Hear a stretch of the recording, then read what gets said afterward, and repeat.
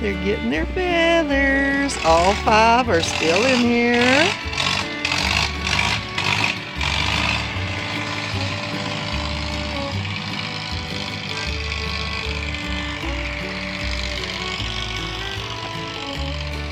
And they are playing dead.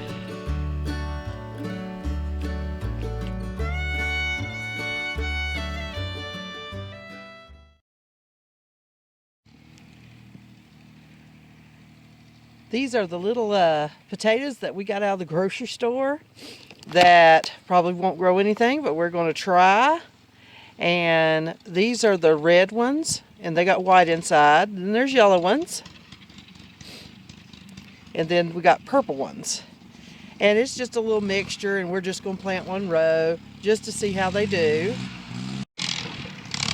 This is late around here to be planting regular potatoes, but we've just had so much going on with fencing and stuff and getting the cows moved that just didn't have time. So it's better to plant them and try. And these little potatoes don't have to get big. They're meant to be small, so maybe they'll have enough time. So Righteous has just got done going over my garden for the last time. And we are going to go ahead and touch up in this corner. And I'm going to put the potatoes on the first row here. See, we need to touch up with the tiller. The tractor just can't get in here. And I'm not going to put any vegetables on the first row anyway, because pretty stuff like flowers goes on the first row. And I am going to go ahead and make my first row with the potatoes, just to see if they come up and do something. If they don't, I'll plant more flowers. So here we go. Doesn't it look great? It's done a wonderful job. I use these old chair, they came out of a chair factory, somebody just gave them to us, to mark my rows, and they're probably 1 yard long, and they're getting shorter because see, the end's rotting off. But I've been using them for 5 years, and they're real heavy, and they've just been good. You can use whatever you want to, but I use these on the end because when it's dry, these will go right down this edge right here. When it's dry, I need to bring my water hose out here, and if I don't put something on the end, the water hose will drag across other plants. So these are put on the end to mark the rows and keep the water hose from dragging across. So that's what I'm doing now. Got our little row here, and he's planting them about 1 foot apart. And I'm only going to put a couple inches of dirt over top of them, so they'll warm up and reach to the sun. And once they come up better and get leaves on them, I'll pull more dirt to them.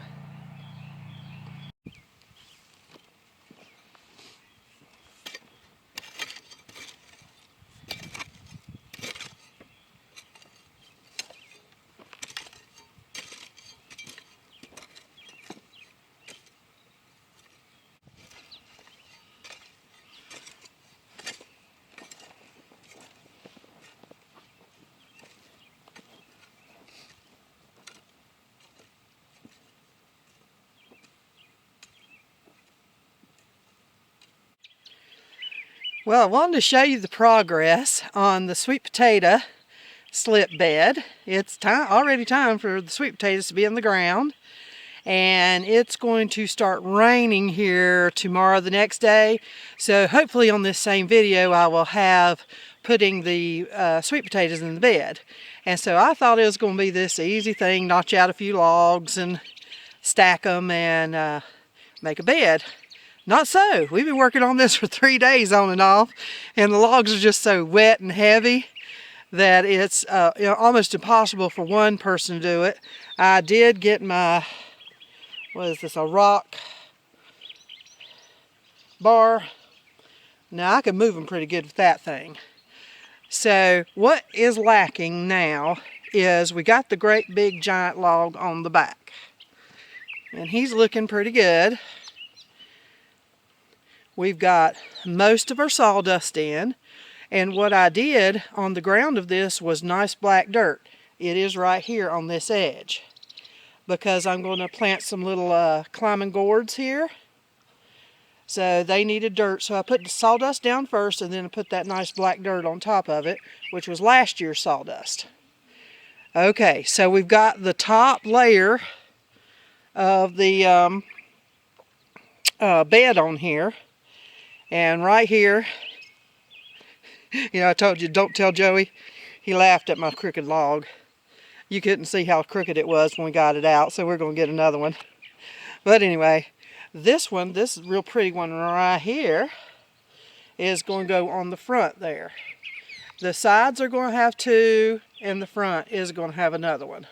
And I just put that old rotten thing down at the bottom. It just holds in dirt, and it's eventually just going to rot away. It's already half rotten now. So we still got this one to notch. Oh, and this one over here. And it's pretty good. I mean, a lot of people don't like those branches coming out, but I like them. So you do what you like, and you make it beautiful to your eye. So I'd like to keep them, and that's a really nice log. So that's going to go. How do you like the curve in that one? You know, little character there. So anyway, that one will go right there. This nice log will go on the top right there. And then these are just some that we cut off. I'll use them for something else. And we're going to put another one on this side to make the sawdust 2 logs deep. And eventually, I don't need all this room just for sweet potatoes, because I just simply don't grow that many. We grow about a quarter of an acre, quarter to half acre. This year it'll only be a quarter. Usually we grow about half an acre, so it's amazing how many plants come off of one little sweet potato. So what I'm going to do is this whole side over here next year will be strawberries. And I've never been real good at strawberries. I've just never had a good place to keep them, and now I will. So we're changing this area. This is kind of the area. There's our picnic table and our sorghum vat where we burn a log that we sit on. So this area is just for cookouts and bonfires and things like that. And it's slowly but surely turning just into that. And on this little building here, that's the summer kitchen I've been working on. You've been seeing that. We're going to come out the front of it and build more shelter, and the sorghum vat is actually going to go under the shelter. So just a work in progress. It's not all going to get done this year. If I get this bed done this year, and the next thing right after that, besides planting the garden, got 2 rows in so far, is going to be more wood chips and go on down through the driveway with logs to separate the elderberries from the driveway. So that's what that's going to be. And they are coming along so nicely. I was looking at them. Look at the little baby elderberries. They look like little heads of broccoli. Look at them. They're just covered. So I'll bring you back in a few minutes. They've gone to get me another load of sawdust. And soon, in the future, we'll be looking forward to it next year, we'll be getting our sawmill, our own sawmill set up. We've just not got it.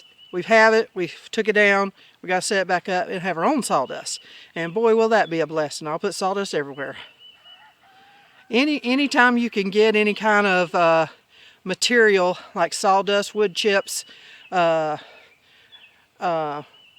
clippings, add it to your farm. Add it to your farm. I got a red place right here where Joey was throwing some clods. So what he's going to do when we get done with sawdust, he has to wash off the truck. It's going to go right there. To build that, that's just a shallow place right there, and it just needs more compost. So that's what we're going to do. So be back in a minute. Righteous done got done lunch. He come out here and took my place. Gladly took my place.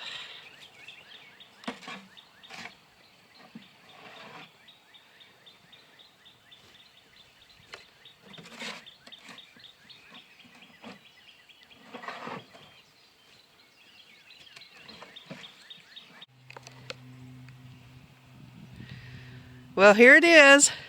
Now, Brother Kevin Thomas, the log whisperer, don't be laughing at us. This is our first attempt of putting logs up. Brother Kevin is a log and historian expert on building log cabins.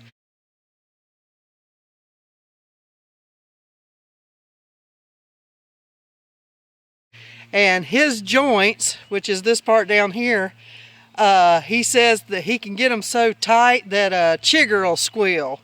So we've decided that ours is not, and if you look closely,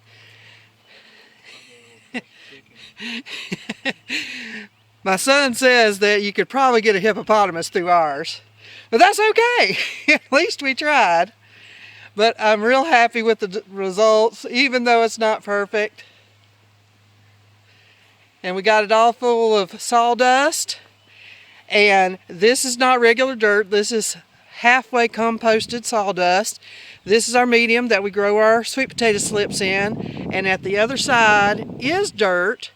And I'm going to put some gourds in there to climb. And eventually this side over here will be dirt, and it will be for strawberries. But for right now, that'll be next year once my strawberries multiply some more.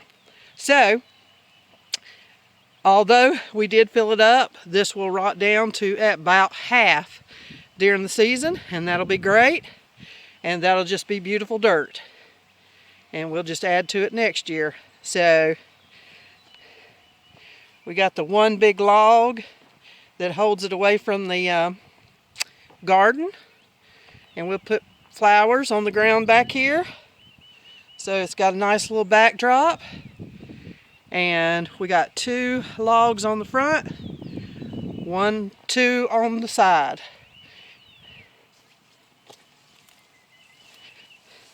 So yeah, just ignore those corners. The sides look pretty good. They look a little snaky. That's about how straight they are.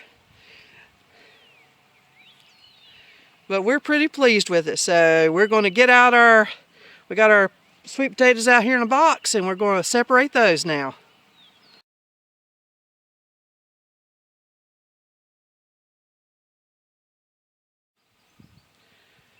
I know this is unbelievable, but we finally got the sweet potatoes in their bed. We're fixing to cover them up.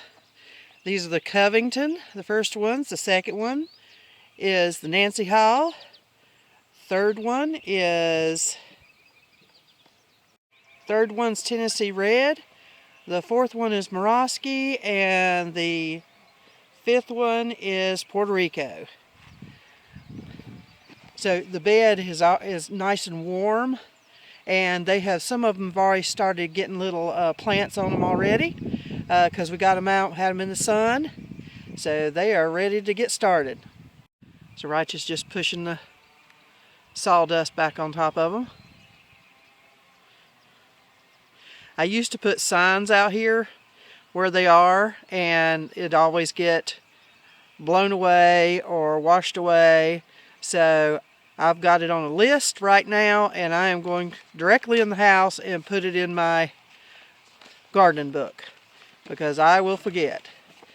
It's okay to have them kind of close to the surface. If they get uncovered, I'll just put some more sawdust on top of them.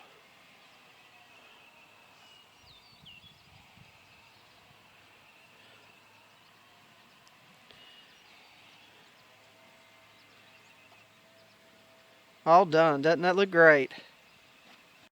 So the next video that you will be seeing of these guys is when the little plants start coming up. And when they start coming up, we'll start taking them off and putting them in water so they can grow more roots.